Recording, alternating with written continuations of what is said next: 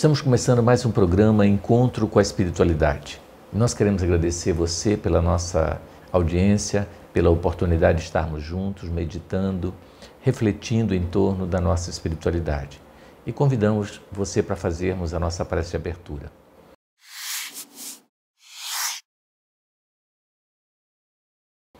Deus de amor e bondade, nos abençoe e nos ilumine, para que em sintonia contigo, Senhor, possamos buscar a verdade que nos liberta, que nos traga consolo, esperança e, acima de tudo, alegria de viver.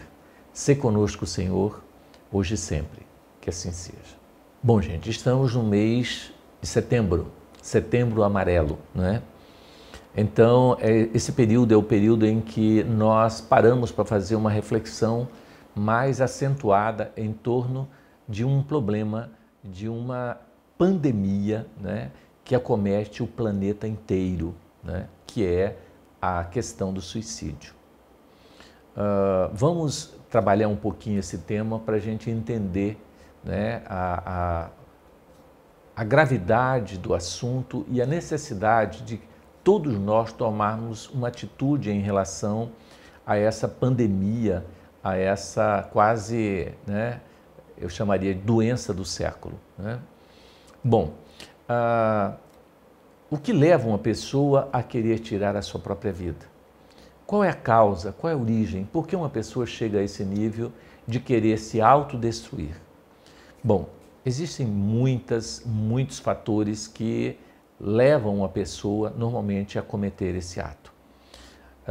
Um deles é que essa pessoa tem uma dor muitas vezes muito grande e ela quer se libertar dessa dor de alguma forma. E então ela acha que se matando ela vai se libertar dessa dor, mas na verdade ela não vai conseguir.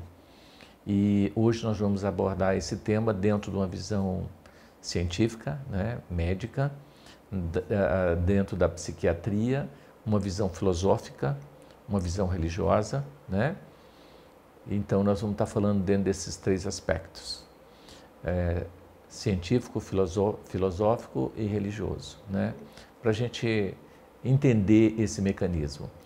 Do ponto de vista científico, médico, na área da psiquiatria, a gente vê o seguinte, que uma das causas, talvez a mais importante e a principal de todas elas, que levam o indivíduo ao suicídio é a depressão.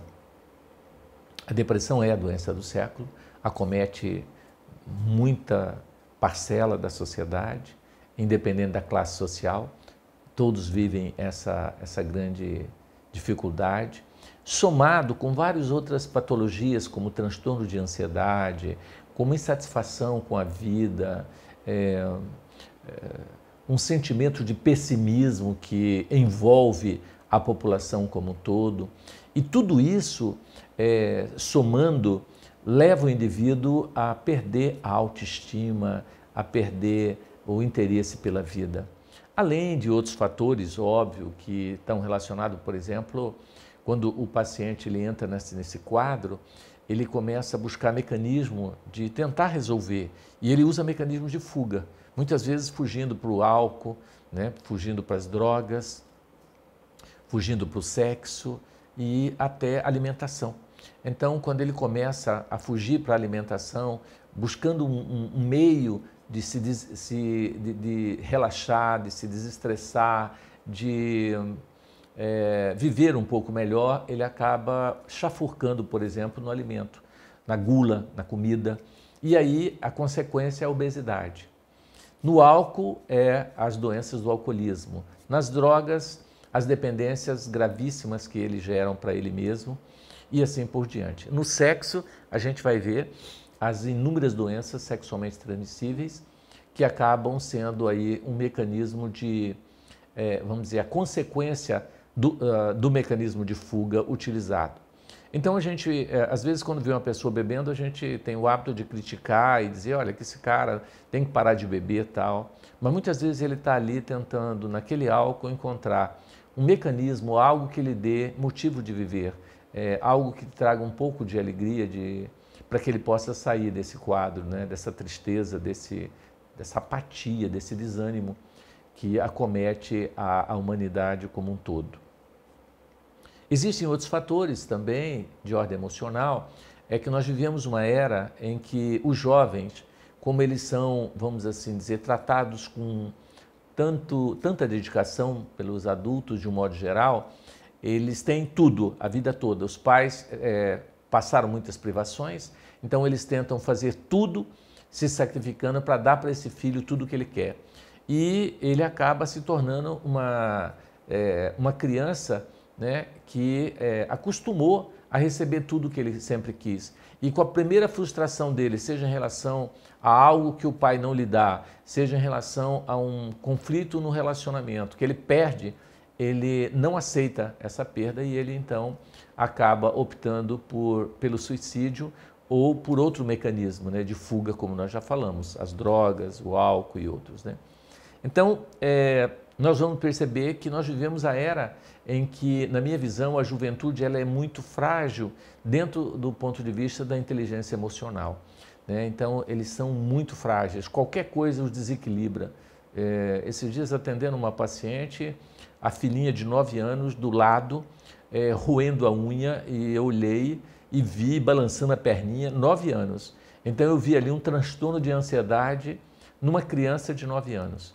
E eu perguntei para a mãe, ela parece ansiosa, a mãe disse demais, ela se preocupa com tudo. Eu falei, ué, você, aí eu perguntei para ela, né, qual que é o seu nome? Aí ela disse, eu falei, mas por que você está ansiosa? Ela falou, eu estou preocupada com a consulta da minha mãe, o que vai dar o resultado disso aqui? Eu falei, ué, mas não vai dar tudo certo, tranquilo, por que você está assim? Ah, porque eu me preocupo, né? Mas se preocupa, você não tem boleto para pagar? Criança de 9 anos não tem boleto, né, teoricamente, não tem por que ter transtorno de ansiedade. E já vivendo um transtorno de ansiedade. Então, está cometendo desde a criança até o adulto. Essa preocupação exagerada, né, com tudo, com todos, e esse excesso de estímulo, né, gera uma hiperexcitação. As pessoas estão dormindo menos. E é muito interessante que quando você não dorme o suficiente, você deprime, sabia? Quando eu passo assim, algumas noites sem dormir, é interessante, eu começo a sentir a depressão, porque parece que você vai cansando e o estresse ele gera a depressão, né? Então nós temos uma série de coisas para corrigir e nós vamos falar isso na parte de tratamento, né? Uma delas que é dormir melhor, porque é simples, né? O outro, por exemplo, é o sedentarismo. As pessoas não fazem atividade física, né? E quando a gente faz atividade física, você libera os neurotransmissores, dopamina, serotonina, né? E tudo que é necessário para nos manter bem-humorados, com estabilidade de humor. Então, nós vemos que, de um modo geral, a população toda, ela não está realmente buscando, lógico que com as exceções, né? Ela, de um modo geral, ela não está buscando a solução, mas ela está buscando as saídas laterais, as fugas, né? Mecanismo que não vão levar a lugar nenhum. Então nós precisamos rever isso. Isso do ponto de vista científico, do ponto de vista aí da psiquiatria. Associada a isso, surgem as outras patologias, como a bipolaridade, o transtorno, né, da psicose maníaco-depressiva e até mesmo da esquizofrenia, as doenças mentais que estão se tornando cada vez mais intensas, né?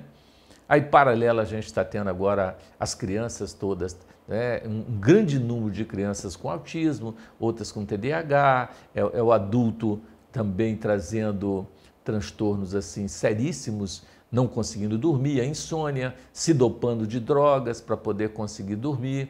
Então, a situação é muito grave nesse aspecto. Eu diria que nós vivemos realmente uma transição planetária, um momento assim, em que as pessoas que são mais frágeis não suportam tanta pressão, seja do meio externo quanto interno, principalmente o interno.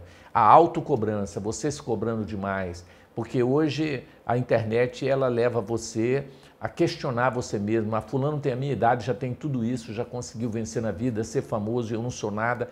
Então essas cobranças muito intensas levam o indivíduo a um quadro de baixa autoestima e um sentimento de não aceitação né, do que ele já conquistou, do que ele é, um sentimento de não gratidão por tudo que tem, e ele começa a olhar só o lado, vamos dizer assim, ruim dele mesmo. E isso ele desenvolve, né, um sentimento de que ele não vale nada, de que ele não serve para nada, então é melhor ele morrer mesmo, né?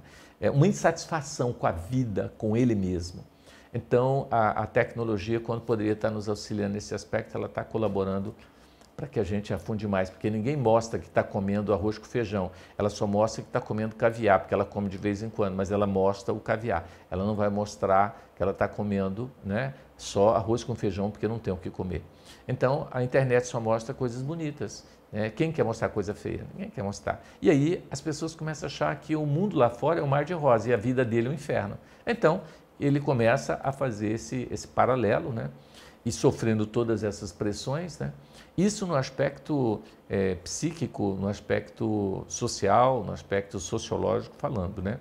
Agora, no aspecto espiritual, a situação ainda é mais grave, né? Porque nós vamos entrar com os obsessores, com as entidades que começam a sugar as nossas energias e começam a nos induzir em quadros hipnóticos, né, para o suicídio ou a loucura.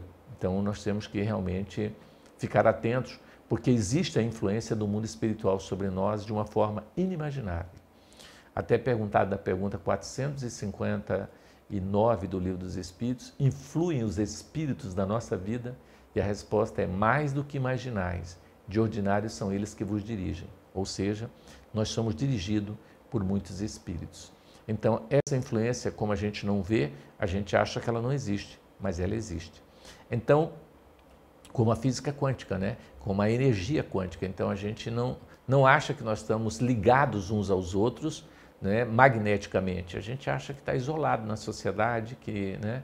Então, na verdade, nós acabamos recebendo todas esses sentimentos coletivos de insatisfação, de medo, de tristeza. Por exemplo, existem milhões de ucranianos que estão refugiados, jogados nas ruas, comendo em albergue, vivendo jogados. E todo esse sentimento de todas essas pessoas que vivem tragédias, como vimos recente, terremotos, destruição, todos esses seres que vivem em condições subhumanas, sofrendo todo esse processo, toda essa tristeza chega até nós, porque nós estamos ligados a eles magneticamente, quer queiramos, quer não. Então, isso tudo vem repercutir no nosso eu, no nosso ego, no nosso, né, eu enquanto ser humano, enquanto um complexo energético que nós somos, contido no todo, né? Então, essas são as influências que nós temos e o suicídio, do ponto de vista filosófico, existem N questionamentos e N explicações, né? Mas a verdade é que a incidência está se tornando cada vez mais intensa. Apocalipticamente falando, em João fala que no final dos tempos, muitos não suportariam a pressão e se matariam. E que nós seríamos testados como o ouro de Ofir. Cada um vai passar pelo seu autoteste, sofrendo pressões das suas próprias fraquezas. Então, nós estamos vivendo esse momento gravíssimo de transição, onde aqueles que não estão preparados sucumbem e acabam se matando. Hoje nós estávamos conversando numa matéria que nós fizemos na televisão sobre a estatística, e a Organização Mundial de Saúde diz que mais de 800 mil pessoas se matam em todo o mundo anualmente, né? E aqui no Brasil a incidência chega a 45, uma pessoa a cada 45 minutos tirando a sua própria vida. E eu estava dizendo para eles que essa estatística não é real, ela é uma estatística que não é verdadeira, porque a incidência é muito maior. Nós temos centenas de aparentes acidentes que não são acidentes, são suicídios. Depois a gente relata. Eu vi o relato de uma criança que a mãe achou que ele foi atropelado, inclusive queria processar o motorista e aquela coisa toda, porque o meu filho foi atropelado e o motorista não viu, matou o meu menino e tal. E mais tarde nós recebemos uma mensagem psicografada do menino dizendo: mãe, não foi o motorista o culpado, eu me joguei na frente dele, porque eu pedi para o meu pai para ele deixar eu ir dormir na casa de fulano e ele não deixou. E eu fiquei com muito ódio e eu queria realmente me vingar de vocês e então eu resolvi me jogar na frente do carro para que ele pudesse repensar suas atitudes. Ou seja, foi um suicídio. E aí nós vamos ver inúmeras pessoas que você vê, foi acidente de carro. Não foi acidente de carro, ele se matou, ele se jogou do despenhadeiro, ele quis a morte, entendeu? Então, esses casos não ficam catalogados estatisticamente como acidente, mas, aliás, como suicídio, ficam como acidente. Então, existe uma subnotificação, é muito maior do que a gente pensa. Então, nós temos que fazer um trabalho preventivo dentro disso. E o mês de setembro foi o mês escolhido para que fizéssemos uma campanha mundial no sentido de despertar as pessoas para o quanto vale a pena viver, como a vida é bela, como nós precisamos encontrar-nos, porque, na verdade, as pessoas que seguem esse caminho é porque não se encontraram, é um vazio existencial. E muitas vezes ela joga culpa em alguém, a culpa de eu ser infeliz é do meu pai, a culpa de eu ser infeliz é do meu namorado que me abandonou. Então, na verdade, tudo isso são mecanismos de fuga, onde nós queremos acusar alguém fora, quando na verdade o problema está dentro de nós. Então nós precisamos fazer um trabalho de conscientização, essa campanha de que viver vale a pena, de que a vida é extraordinária, né? Então nós temos que estarmos todos imbuídos nesse aspecto e mais atentos aos nossos familiares. Se você viu, por exemplo, você tem um filho, ele é extrovertido, fala muito, brincalhão, tal, de repente ele está muito sério, ele está estranho, desconfia, tem alguma coisa errada com ele. Senta com esse menino, conversa com ele, tenta entender por que ele mudou. Ou o inverso, ele é quietão, sempre muito quieto, de repente ele está conversador, conversando demais, tem alguma coisa errada com ele. Chama ele, diz: olha, o que está acontecendo com você? Você está feliz? O que está acontecendo? Você está, né? Então, a gente ficar atento, porque às vezes a pessoa que está ao nosso lado, conversando ali, a gente não imagina que instantes depois ele vai cometer o suicídio. Porque normalmente as trevas agem de forma silenciosa, né? E vai incutindo e mandando as ideias e o indivíduo começa a arquitetar a sua morte silenciosamente. Então, se você está pensando em suicídio, conte isso a alguém. Porque quando você conta, as trevas são descobertas e as pessoas começam a ficar mais de olho em você. Então é importante que você se abra, que você fale o que você está sentindo com um amigo que você conhece ou confia, com qualquer pessoa. Porque quando você falar, você vai tirar de dentro de você essa ideia que está escondidinha dentro de você e que ela vai se tornando cada vez mais intensa ao ponto de levá-lo à morte, né? Então, nós temos vários livros sérios, recebidos mediunicamente por Francisco Cândido Xavier, de histórias e relatos de pessoas que suicidaram e tudo que elas enfrentaram de batalha, de dificuldade. Do ponto de vista religioso, de um modo geral, o suicida ele tem como punição o inferno eterno. Mas nós que temos esse conhecimento de que a vida continua, nós sabemos que Deus nos dá sempre a oportunidade do perdão e vai nos perdoar sempre. Porém, o suicídio leva a um processo de lesão do nosso corpo espiritual e nós nasceremos mutilados em próximas encarnações. Como explicar uma criança que nasce tetraplégica, com lesões neurológicas gravíssimas, quando outras nascem de forma perfeita, né? Como explicar as doenças congênitas, como eu já atendi alguns casos de câncer de esôfago em recém-nascido, né? Como, se ela nunca fumou, de onde veio essa doença, né? Qual a origem do câncer e assim por diante. Então, como explicar a justiça divina, a lei de amor com essas crianças que nascem com tantos defeitos, né? A resposta está na questão do suicídio. Então, nós temos que repensar a nossa postura e estarmos buscando mecanismos para sairmos e nos libertarmos disso. E hoje nós vamos bater um papo legal aqui com um amigo nosso, bacana, o Alain, e aí nós vamos estar falando com você o que pode ser feito, qual é o tratamento, ou melhor, qual é a profilaxia para que a gente possa se libertar da dor sem ter que nos matar, se libertar do sofrimento sem ter que chegar nesse extremo, né? E aí eu vou contar umas histórias muito interessantes, né? De várias pessoas que queriam se matar e que hoje são muito felizes porque fizeram uma escolha pela vida e a vida é belíssima e eles estão muito felizes. Então, nós vamos trazer esses relatos, né, de pessoas que queriam se matar e que hoje estão extremamente felizes, fizeram a opção pela vida e não pela morte.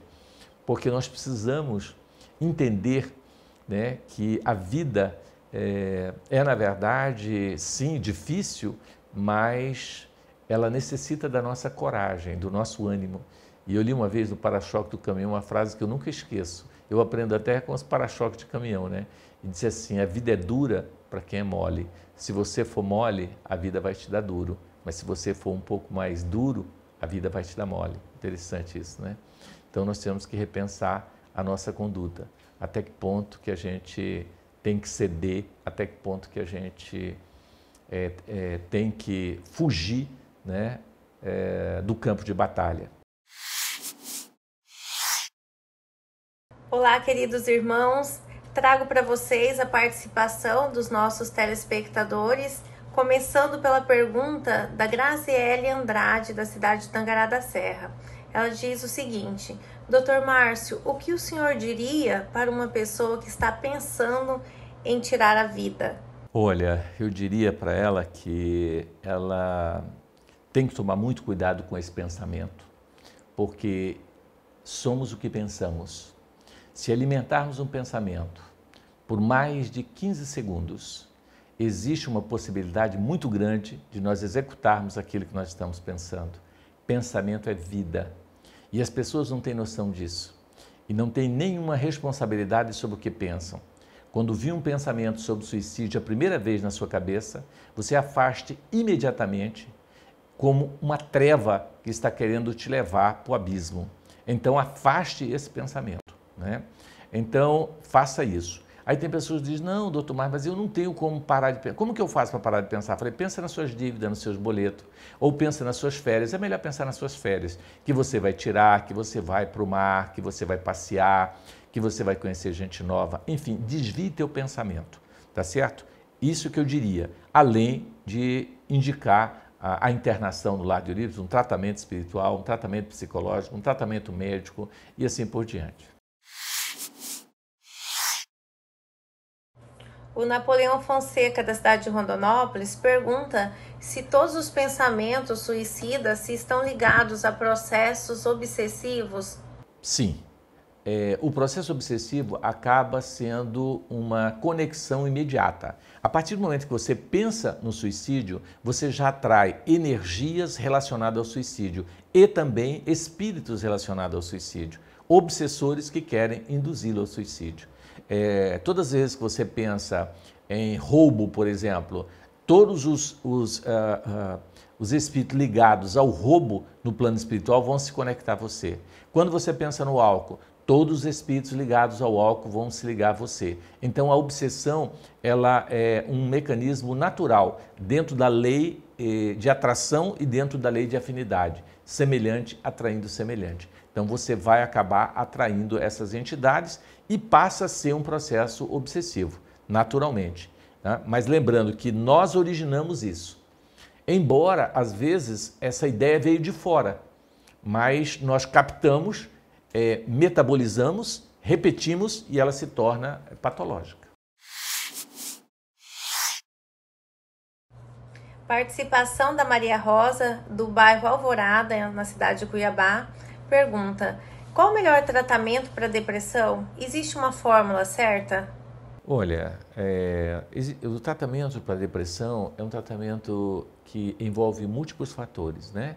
Então, muitas vezes o paciente precisa de ser acompanhado por um psiquiatra, porque ele tem deficiência de algumas substâncias químicas, né? E ele precisa fazer reposição, como de lítio, por exemplo, tomar inibidores dos receptores de serotonina e assim por diante. Então, ele tem que tomar uma medicação muitas vezes, né?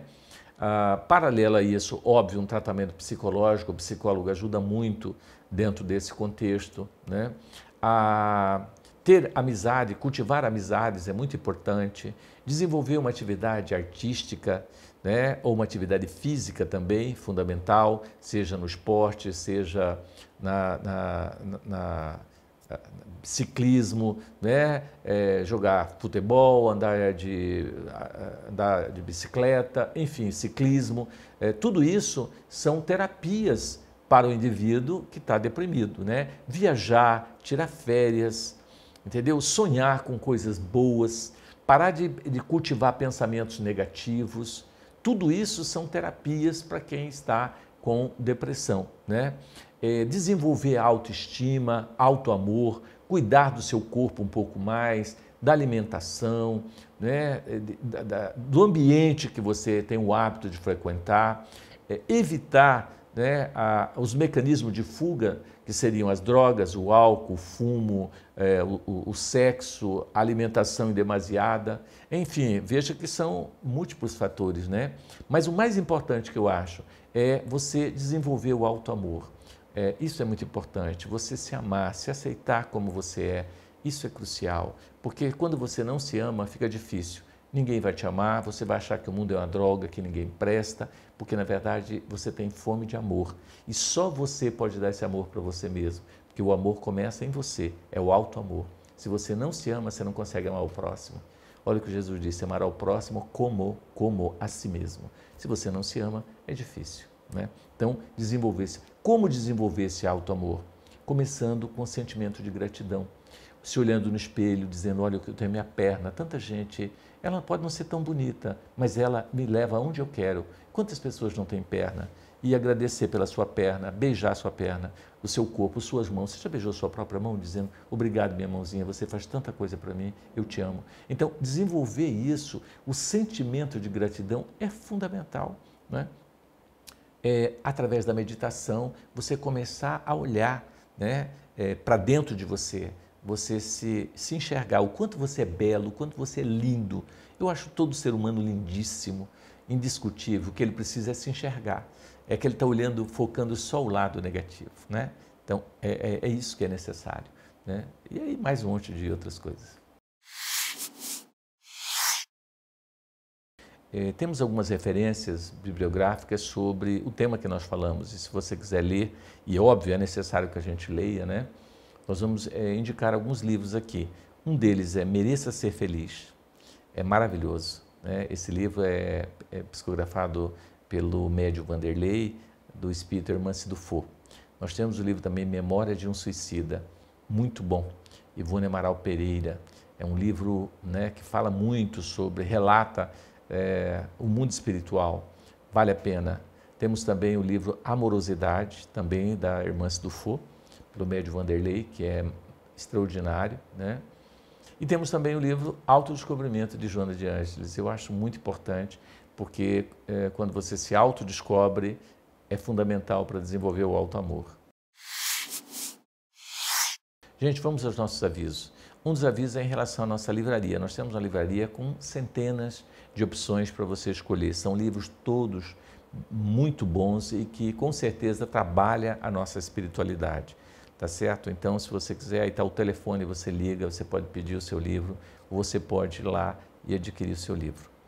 Queríamos também agradecer para você que é sócio contribuinte da nossa instituição e que você possa nos visitar, para que você veja onde você está colocando a sua doação, né? E quem não é sócio ainda e quiser se tornar, a gente agradece, né? Lembrando que nós vivemos de doações.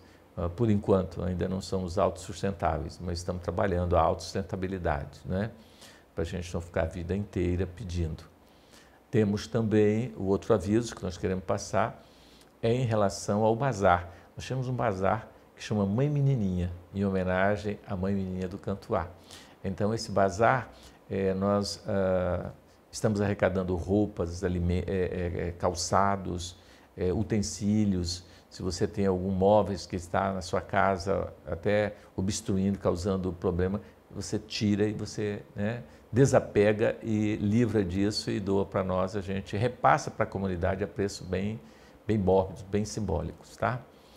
Teremos uma campanha dia 23, né, chamado Viver Vale a Pena, que é uma campanha do Setembro Amarelo que vai acontecer no Tianair, dia 23, a partir das 8 horas da manhã, lá no Parque Tianair. Estaremos lá. Terão uma equipe medindo pressão, equipe fazendo atendimento, teremos lá uma atividade, palestras, né, de padres, pastores. Eu estarei lá também fazendo uma palestra, enfim, nós estaremos lá. Então, compareça na nossa campanha que nós faremos lá no Tianaí, dia 23. Né?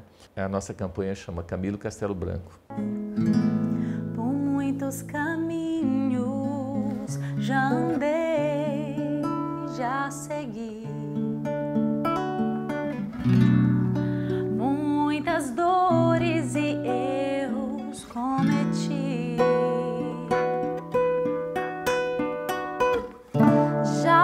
Estou cansado, desesperado, não vou conseguir. De mim eu vou desistir. Meu irmão, que é isso?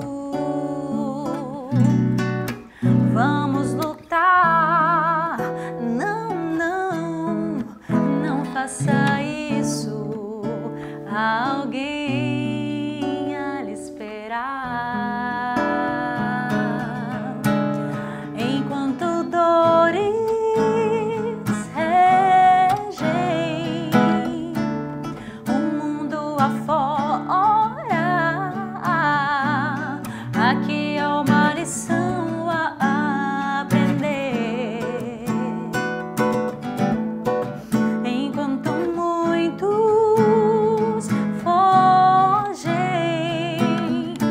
Através da morte,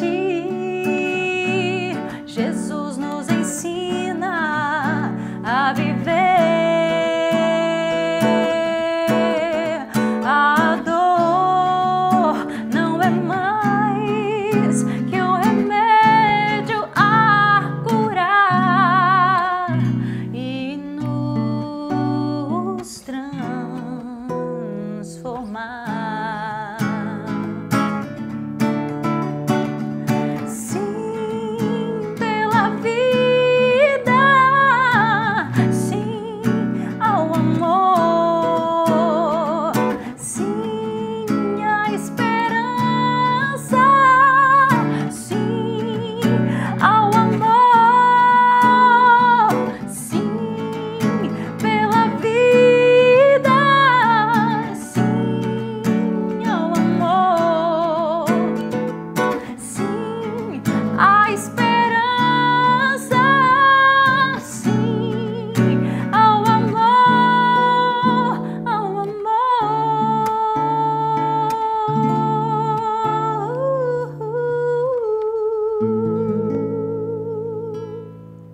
Temos a grata satisfação de estar aqui com o nosso amigo Alan, né? Alan Barros, né? Que é escritor e é uma pessoa assim, muito especial para nós e que nos dá a honra de estar aqui conosco hoje, né? Falando sobre Setembro Amarelo. Né? Então, seja bem-vindo, Alan, ao nosso programa. Né? E o que você gostaria de estar falando aí sobre Setembro Amarelo, para a gente bater um papo? Obrigado. Primeiro quero agradecer ao Dr. Márcio aqui, que eu conheço todo o trabalho, sou frequentador da casa do Vantuil, e eu agradecer vocês que estão aí do outro lado da tela, aí, os telespectadores, agradecer toda a equipe aqui do programa, por esse carinho, né, mais uma vez no programa. E eu fico muito feliz por ter sido convidado, Dr. Márcio, para falar sobre o Setembro Amarelo, que é uma bandeira que eu particularmente carrego, né? Eu trago na história 12 anos de pensamento e tentativa de suicídio. Então eu acabo tendo muita sensibilidade com esse tema, muita sensibilidade de experiência pessoal. E eu acredito sim, descobri ao longo da minha dor, que uma das minhas maiores missões na vida terrena, pelo menos nessa vida, é justamente transformar dor em amor. Então é pegar a minha dor e transformar em amor da vida do próximo. E muito ligado a suicídio, saúde mental, como geral, depressão. Então é por isso que eu vim falar sobre Setembro Amarelo, que o Dr. Márcio já falou no bloco anterior de forma muito completa e linda sobre esse tema e sobre o tema de saúde mental. Eu vim aqui só complementar um pouquinho, né, Dr. Márcio? Lógico, sempre a gente aprende alguma coisa, né? Sem dúvida. E aí, o que é que você gostaria de estar lembrando aí, que nós acabamos, porque o assunto é muito complexo, muito... O que você tem trabalhado aí com isso, né? Como é que está sido? Então, esse ano eu tenho falado muito sobre, tem uma frase do CVV que fala assim: falar é a melhor solução. Eu acredito, Dr. Márcio, que falar é uma das melhores soluções, não é a única solução e não é a única que a gente tem que considerar. Falar é uma das melhores soluções, mas você falou muito sobre a vida. Então eu falo que viver é a melhor solução. Então um dos recados que eu quero passar hoje para você que está aí do outro lado da tela, que conhece alguém que tem pensamento suicida, ou esteja em depressão, com transtorno de ansiedade, tem transtorno bipolar, algo assim, está em sofrimento emocional, que você saiba que viver é a melhor solução. O Setembro Amarelo, ele não foi feito para a gente falar da morte, ele foi feito para a gente falar da vida. É sobre a vida que a gente fala. Então a gente usa o suicídio, que é uma temática que o Dr. Márcio falou muito bem, que mais de 1 milhão de pessoas no mundo cometem suicídio todo ano e falou também sobre a subnotificação, né, dos laudos, né, de suicídio. Os familiares ainda têm muito tabu para falar que um familiar cometeu suicídio. Então imagina só, a OMS fala 800 mil pessoas no mundo, aqui no Brasil 14 mil pessoas, né, todo ano, mas isso é muito pouco perto do dado real, né? Os dados são extremamente subnotificados, né? Ou seja, é uma pandemia, como já foi falado também, é uma pandemia. A depressão, ela mata, né? E não só depressão, Dr. Márcio, mas eu puxo muito a reflexão para a ansiedade, para o transtorno de ansiedade. Quando eu comecei meu trabalho mais focado em saúde mental, que foi quando eu lancei o livro em 2017, eu costumava receber pessoas com sintomas de depressão ou com desconfiança de algum sintoma de depressão, ou com diagnóstico de depressão, ou com sintomas de depressão, né? Mas de 3 anos para cá eu consigo identificar que o jogo virou completamente. As pessoas chegam até mim com sintomas de ansiedade, transtorno de ansiedade generalizado, que é o famoso TAG, e fazem a virada para a depressão. E nessa virada para a depressão ocorre suicídio ou a tentativa de suicídio. Um outro ponto que é muito importante, a gente falar do transtorno bipolar, que você falou também de forma muito bacana, existem muitos casos de bipolaridades que não são diagnosticados. E a bipolaridade está muito ligada à tentativa e ao acometimento do suicídio, né? Então são todos, o Setembro Amarelo ele serve para isso, para trazer luz a esses temas, né?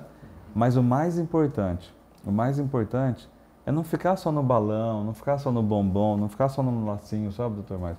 Então eu meio que levanto essa bandeira para entender que o Setembro Amarelo é uma campanha que a gente deve fazer o ano inteiro, que a saúde mental não escolhe só setembro para acontecer, e que a gente tenha que, de fato, não ficar só no lado mais comemorativo, mas ficar na ação, na execução mesmo, dos planos, políticas públicas, empresariais e tudo mais.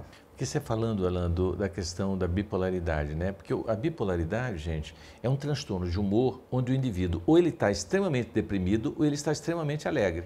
Tão alegre e feliz ao ponto de ir no shopping e comprar tudo que aparece na frente dele, né? Porque ele acha que ele é o super-homem, que ele ganhou na Mega Sena e que ele pode fazer tudo. Então ele está nesses dois extremos. Quando ele entra no extremo da depressão máxima, ele vai no fundo do poço e é nessa hora que ele pode cometer o suicídio, né? O paciente que tem o transtorno bipolar, né?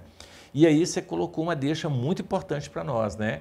Que o transtorno de ansiedade é o caminho para a depressão e posterior ideia de suicídio, né?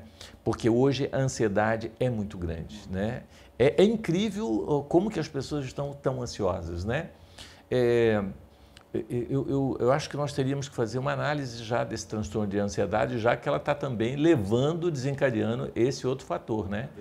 Porque, olha, eu diria para você, na condição que eu atendo na área de, né, há muitos anos de nutrologia, 99% dos meus pacientes obesos sofrem de transtorno de ansiedade. O que leva eles a comer é a ansiedade. Interessante, a fome emocional, né? A fome emocional, E eu estava lendo uma coisa muito interessante num livro que fala sobre essa questão, Alan, que ele fala o seguinte, que quem gosta muito de doce tem fome de amor. Olha que interessante. Fome de amor. E então as pessoas muito doceiras é porque elas estão carentes afetivamente. Aí entra Freud, dentro da sua visão da importância dos relacionamentos, né? Muito interessante essa, não estou falando, porque as pessoas quando falam de Freud pensam em sexo, né? Não, o Freud não fala só do sexo, ele fala da importância do relacionamento nas doenças emocionais, né? E eu diria que é muito grave, a gente percebe que a solidão é muito grande, né? As pessoas se sentem extremamente solitárias. Principalmente com a internet, né, doutor Márcio? Você viu, você falou muito bem, a internet é um gancho absurdo e as pessoas me perguntam assim, Alan, você acha que a internet é capaz de desenvolver depressão, ansiedade, pensamento suicida? E eu falo o seguinte, eu uso a analogia do dinheiro. O dinheiro, ele é um papel. Ele não tem esse poder todo de fazer o bem ou o mal, mas a pessoa que pega o dinheiro é que eu escolho fazer o bem ou fazer o mal. Então a ferramenta internet em si, ela não tem todo esse poder, porém, nós seres humanos não sabemos usar da forma devida a internet, então nós sim fazemos o mal. Só que tem um porém, que a gente tem que tomar muito cuidado com a internet. Primeiro que a internet é basicamente comparação. Da hora que você entra, da hora que você sai, você se compara o tempo todo. E não é se comparando porque você é melhor que o outro. É se comparando porque você está sempre pior do que o outro. O Dr. Márcio falou também já o quanto que as pessoas mostram só o lado bom, não mostram o lado ruim. Então as pessoas se comparam a sua própria vida com uma vida que não é real. Muitas pessoas são reais na internet, mas muitas não são. E você compara a sua vida, que é real, com uma irreal. E outra coisa, assim, só que a internet tem uma questão muito pior do que o dinheiro, porque o dinheiro sim é um papel, mas a internet é uma ferramenta altamente estudada por neurocientistas melhores do mundo para viciar e para causar gatilhos em você, porque daí você não consegue sair da internet. Então, eu acredito, Dr. Márcio, que é uma... Eu acho que a segunda pandemia é a depressão, mas a terceira pandemia... fora o Covid, é a internet. É tecnologia. É tecnologia. É absurdo o tanto de pessoas doentes com tecnologia. Inclusive as pessoas que mexem com a internet. Os influenciadores digitais, os cantores, as pessoas que estão lá o tempo todo. É muita exaustão, é muito conteúdo, é tudo muito.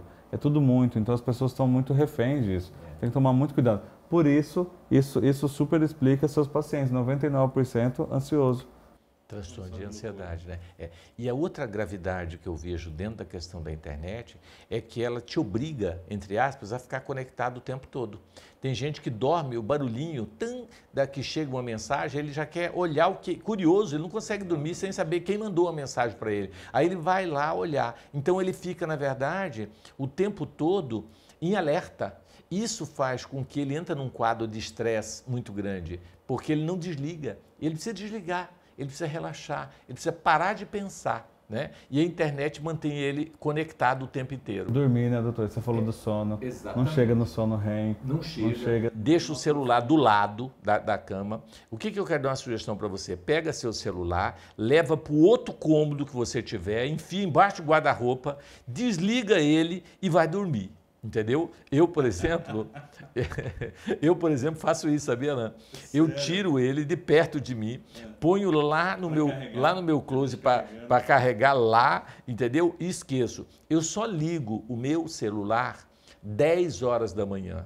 para me ligar a ele, só para você ter uma ideia. Então, antes das 10 da manhã, ninguém consegue falar comigo, porque eu estou meditando, eu estou orando, eu estou lendo e eu estou vivendo sem essa coisa horrorosa que parece, sabe o quê? Um olho que está 24 horas me olhando. Aí tem paciente que me liga e vai, doutor Márcio, eu estou tentando falar com o senhor não atende o celular? Eu falei, não atendo. Celular eu uso só de vez em quando. Mas o senhor não pode, o senhor é um homem público. Eu falei, eu não sabia disso. Eu só sei que eu preciso viver. E você vira escravo da tecnologia. Lembra de uma frase que fala assim, macaco que nunca comeu doce quando come se lambuza? É o que está acontecendo com a população. Né? Então, em vez de ser algo altamente positivo, porque a internet é positivo, né? Ó, nós temos GPS. Gente, como que a gente vivia sem GPS? Eu não consigo entender. Eu também não sei, né? Nós temos... Conteúdos muito bons. Tudo de bom, pesquisa. Médicos, telemedicina. Uma maravilha. A internet é uma coisa de louco. Mas é como você disse muito bem. É como o dinheiro. Ou é como uma faca, como diz o outro, né? Que pode ser utilizada para o bem ou para o mal. Né? Então, eu acho que é uma ferramenta... Uma ferramenta muito... seríssima, né? É. Mas vamos lá, Alan, nós ficamos de falar sobre o tratamento, né? O que você indica para... Vamos trabalhar aí juntos o tratamento da, vamos dizer assim, da ideia da ideação suicida. O que a gente pode indicar para uma pessoa que começou a pensar no suicídio? Doutor Márcio, hoje em dia eu tenho indicado, e faz parte até dos meus eventos, que eu produzo alguns eventos de saúde mental, eu uni as 4 dimensões da saúde mental, que é corpo, mente, espírito e tecnologia. Né? Corpo, eu sempre indico as pessoas a buscarem médico. Existem 2 médicos que são cruciais na rede de apoio da saúde mental. Um deles é o psiquiatra, então o corpo. Né? O mente, então psicólogo, é outro profissional que compõe a rede de apoio da saúde mental. Espírito, toda espiritualidade, seja espiritismo, seja religiosidade. Não, religião eu sou meio eu sou meio, como que eu posso falar? Não cético com religião em si, mas eu gosto de falar para as pessoas da religiosidade, da espiritualidade, que eu acho que as pessoas precisam se conectar com o que elas acreditam, precisam se conectar com Deus, com Jesus, a gente sabe disso, pelo menos eu me conecto. Mas tem meditação, tem natureza, sabe? Tem tudo que a espiritualidade traz, né? E tecnologia. A gente precisa, todo mundo está com algum problema em relação à tecnologia. Todo mundo. É 100% da população e os que não têm acesso à internet. Mas, por exemplo, ajustar esse uso da internet, né? Então, e aí vem mais. Sono, que já foi falado, sono. É impressionante, o sono o Dr. Márcio falou muito bem no bloco anterior, o quanto que o sono deixa a pessoa depressiva. Por que as pessoas que trabalham com noite já têm desenvolvido muita depressão, ansiedade? E outra coisa, a gente falou sobre depressão e ansiedade. As pessoas acreditam que a ansiedade não é tão nociva assim. É o que eu falei, a ansiedade vira depressão e cai para uma depressão profunda, então tem que tomar muito cuidado. Mas sono primordial, alimentação primordial. Hoje em dia, Dr. Márcio, nutrólogo aqui, excelente, a gente sabe que hoje em dia tem dietas antidepressivas, por conta da combinação dos alimentos, eles fazem melhor para a sua saúde. Dietas ansiolíticas, dieta no qual a combinação dos alimentos te deixa mais tranquilo. Isso o contrário também, doutor Márcio. Alimentos que te inflamam, alimentos que trazem, que aumentam a sua ansiedade, alimentos que aumentam a sua depressão, exercício físico. Eu nunca vou esquecer, doutor Márcio, uma psicóloga minha falou assim para mim, eu estava lá, eu sou meio preguiçoso para exercício físico, né? E aí ela falou assim para mim, Alan, enquanto você não entender que o exercício físico para o depressivo é tão importante quanto a insulina para o diabético, você não vai conseguir sair dessa depressão. Olha a loucura do exercício, olha como é importante esse exercício físico, né? E eu quero muito falar sobre o lar, doutor Márcio. Ah, legal, legal. Então nós vamos falar. Eu queria fazer uma observação, Alan, quando você nos colocou, na verdade eu não sou nutrólogo, eu atuo na nutrologia, olha que interessante, mas para ter o título de nutrólogo eu teria que fazer uma prova que eu não fiz. Eu fiz o curso na ABRAM, Associação Brasileira de Nutrologia, mas não fiz a prova final, então não fiquei com o título, porque senão o CRM pega na gente, mas eu atuo na área tem 15 anos, né? E realmente os alimentos, você falou muito importante, eles têm uma relação muito grande. Tanto que eu estou fazendo um estudo, porque psiquiatria eu terminei, uma pós em psiquiatria, e eu estou fazendo agora um estudo na área ortomolecular e psiquiatria. E lá ele mostra os alimentos que realmente acabam tendo uma influência dentro do transtorno de humor e de outras coisas. Positivo ou negativa, né? Então tem muito a ver, porque quando você está mal, você acaba, fisicamente, isso acaba interferindo psiquicamente, né? Então existe, por exemplo, um exame chamado A200, que você faz, são 200 alimentos que você pode ser alérgico, entendeu? E eu peguei uma paciente, para você ter uma ideia, com um quadro de psoríase em fase extremamente terrível e ela querendo remédio para psoríase. Eu falei, você deve ser alérgico a algum alimento. Pedi o A200 e ela era alérgica à cebola que ela amava, 100% alérgica, ela comia cebola todos os dias.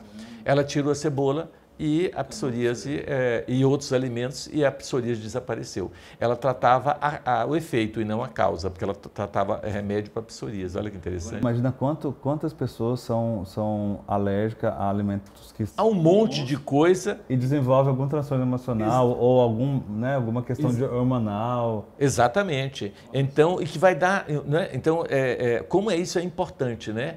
Porque antigamente tinha essa ideia que o intestino era o segundo cérebro.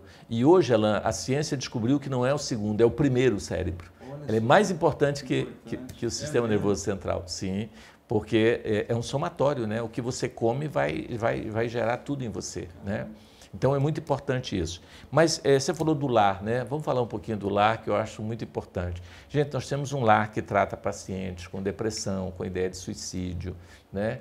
E o Alan ficou conosco, né, Alan, durante 21 dias no lar de Eurípides, que é um lar que trata gratuitamente pessoas com esse sintoma. Alan, o que você pode falar para nós do lar? Você recomenda o lar? Você que ficou lá 21 dias? Eu sou um grande apaixonado pelo lar de Eurípides de Barçanufo.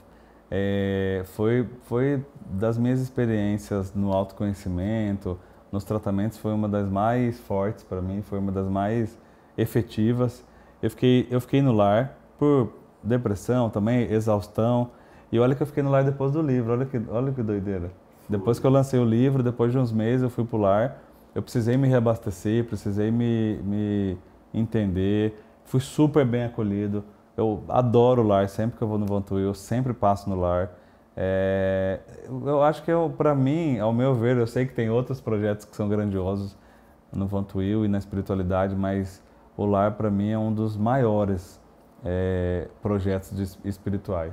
Bacana. E assim, eu fui acolhido, tinha quarto, alimentação gratuita, plantonista, carinho, apoio, o Dr. Márcio, outros profissionais que ajudam, as palestras. Então é um lugar que eu falo que a gente morre e volta. A gente morre, vai para o céu e volta. Mas altamente tranquilo, sabe? E o que eu achei mais bonito do lar, Dr. Márcio, que a gente conversou um pouquinho já, é que independente se você é espírita ou não, você pode ser, na época que eu fui tinha católicos, evangélicos, espíritas, e em nenhum momento o lar, as pessoas do lar, os trabalhadores da casa quiseram me converter ao espiritismo. Eu sou espiritualista, mas tinha evangélicos, tinha católicos e todos na mesma sintonia do ecumênico, né? E o lar ele está lá para tratar, não importa, não te classificar através da sua religião e nem da sua dor, né? O lar ele não aceita dependentes químicos e nem dependentes alcoólicos ainda. São para pessoas com transtorno emocional ou dores emocionais, aquelas dores da alma que o Dr. Márcio falou anteriormente. E é muito importante fazer a triagem e ir lá conhecer o lar, porque é realmente um trabalho... Bacana, Alain. E nós esquecemos de indicar o seu livro, que é um livro maravilhoso. Fala o nome do teu livro, onde que a pessoa encontra o teu livro, Alain? O livro chama Tenho Depressão e Agora. A produção vai colocar aqui na tela. E é um livro que eu conto, que eu relato, Tomás, toda a minha história com depressão, ansiedade e pensamento e tentativa de suicídio. Falo muito de auto-amor. Você falou do livro Amorosidade, falou do livro Mereço Ser Feliz, e que falam sobre auto-amor. O meu tem um capítulo, o último capítulo meu fala sobre justamente auto-amor. Eu acredito que aí sim é onde a gente encontra a cura. A gente não fala sobre cura, mas que a gente encontra o caminho. Que a gente encontra o caminho para viver bem e, de fato, porque a gente merece ser feliz. Bacana, Alain. Então, quero agradecer a sua presença aqui conosco, dizer que é um prazer ter você aqui, né? E volte mais vezes, né? E aí, gente, então, o nosso muito obrigado e que vocês possam estar aí, né? Lendo esses livros. E mais esse aí que nós né? não citamos, mas qual que é o título? Tenho Depressão. E Agora? Né? Muito bom, ficou muito bacana o livro. Assim que você me deu de presente, eu já li, achei maravilhoso, mas é tantos livros que acaba esquecendo. Na livraria. Tem disponível na livraria. Tem na nossa livraria, né? Então acessem lá, vão até o Vantuil, façam a compra, olhem os outros títulos que tem lá e com certeza um pouquinho de cada um vai poder te ajudar a sair dessa ou você recomendar, presentear também as pessoas que você ama. Estamos chegando em mais um final de programa onde queremos agradecer você pela audiência, pela oportunidade e convidarmos a fluidificarmos as nossas águas. Deus de amor e bondade, coloque nessa água, em todas as águas de todos os lares, não só o medicamento que cura o corpo, mas que alimenta nossas almas. Que o teu amor se estenda sobre todos os lares, nos abençoando, nos iluminando, hoje, amanhã e sempre. Que assim seja. Gente, muito obrigado e até o próximo programa, se Deus assim nos permitir. Muito obrigado.